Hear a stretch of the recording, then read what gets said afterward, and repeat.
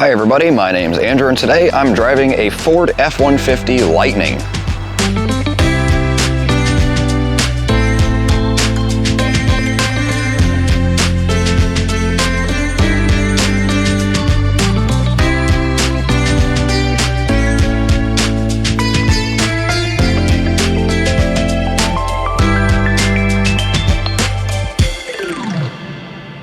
It seems like whenever I review electric cars, the videos don't tend to do very well, and my videos with pickup trucks can also be a little bit hit or miss.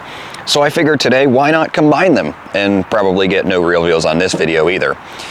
But nonetheless, this is the F-150 Lightning.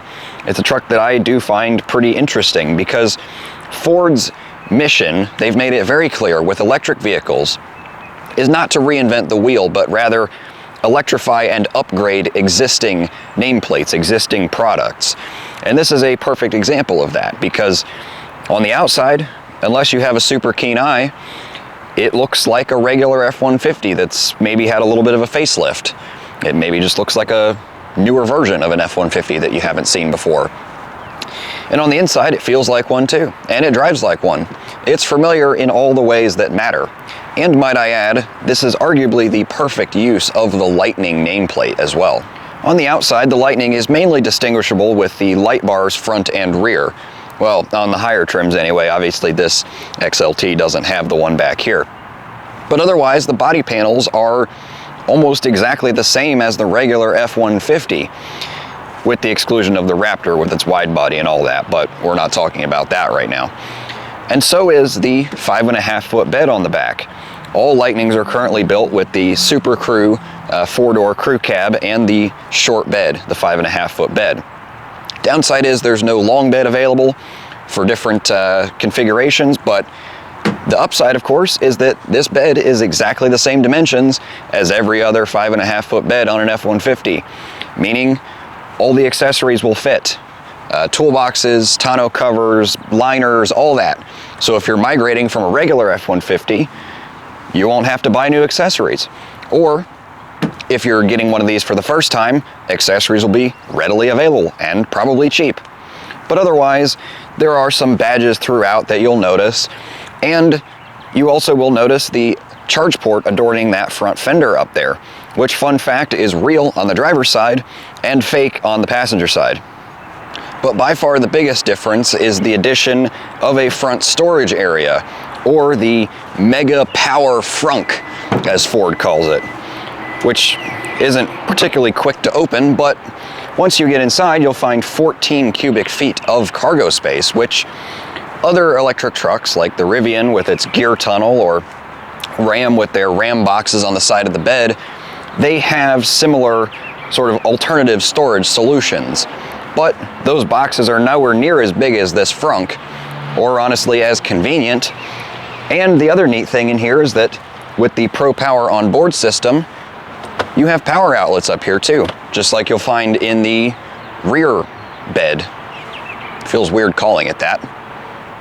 In 2023, this truck being a 2023, the Lightning's 4 trim levels consisted of Pro, XLT, Lariat, and Platinum. This, of course, being the XLT.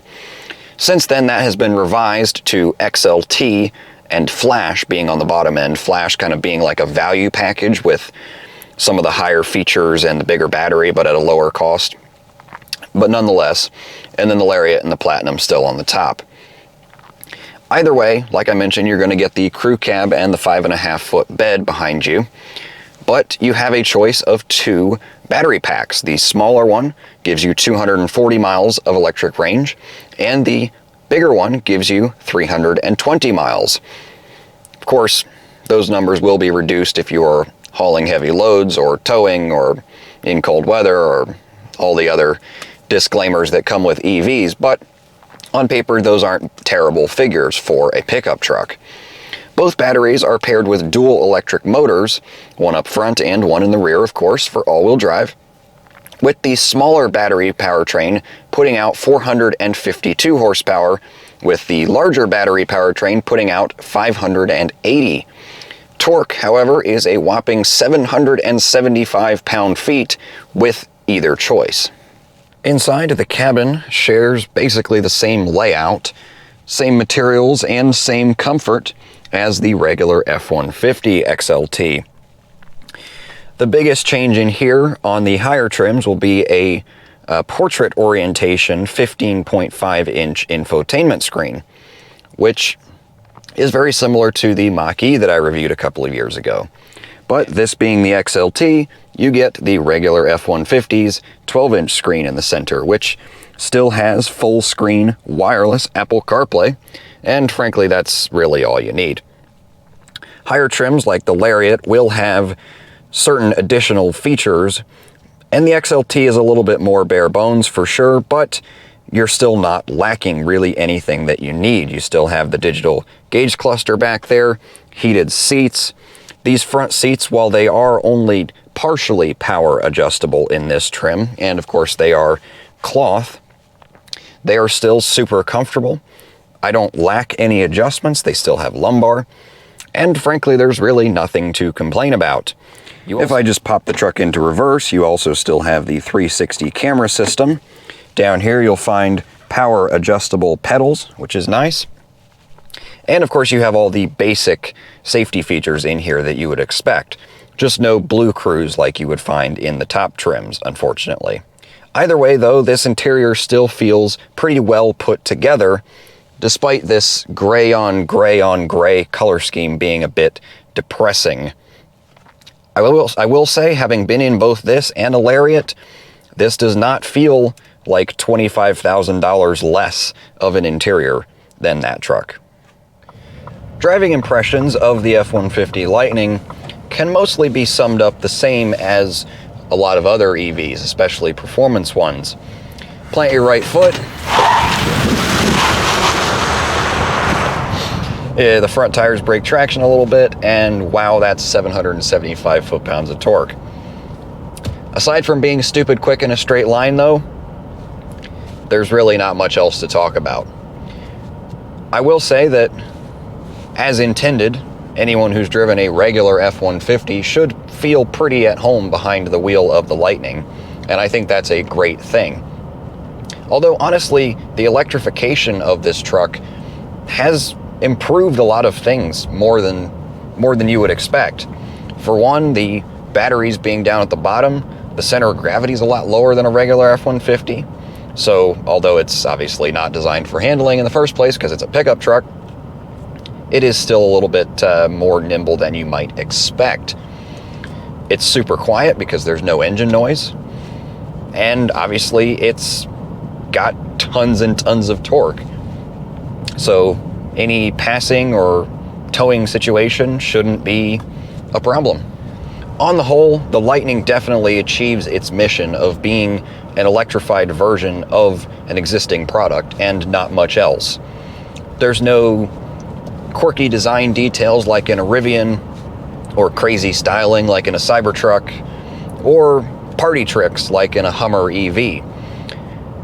But that's perfect because that's what it was supposed to do.